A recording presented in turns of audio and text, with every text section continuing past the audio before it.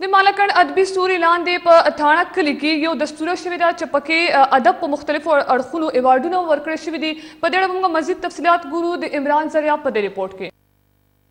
د ملکن ادبي ایوارډ د تنظیم لاندې په تاڼه کلي کې یو خوندوره دستوره وشوه چې پکې د پښتونخوا د بیلابیلو سیمو سره تعلق لرونکو قلمکارو ګډون وکړو. ضلعي نائب ناظم کرنل ریټایرډ ابرار حسین یوسفزئی او د مسلم لیگ مشر سجاد احمد خان مشران ملمانه وو. دستورې ته مشرانو ملمانو ویناګانې وکړې او وی ویل چې شاعر او لیکوال د یوې معاشرې نه بزوي، هغه د خپل کلتور او دود دستور نماینده وي. ویناوال وویل چې لیکوال د معاشرې هغه ناوړو کردارونو ته ګوته نیسي چې د هغې په باب لا بل څوک خبره نشي کولی، ځکه خو ژوندی معاشره خپل لیکوالان قدروي. د دستورې په مهال د ادب په مختلفو اړخونو کې د اعتراف او ستاینې په توګه ایوارډونه او سندونه ورکړي شو. کم داسې لیکوال وي چې کتاب یې نه چاپ کړی خو د هغوی ادبي خدمات موجود وي، نو موږ هغوی ته هم ورسره ایوارډونه ورکړو چې د هغوی ډاډګیرنه وشي، د هغوی د خدماتو قدر وشي، نو هغوی به په آینده کې بیا نور هم د خپلې ژبې خدمت کوي، د خپل ادب خدمت به کوي.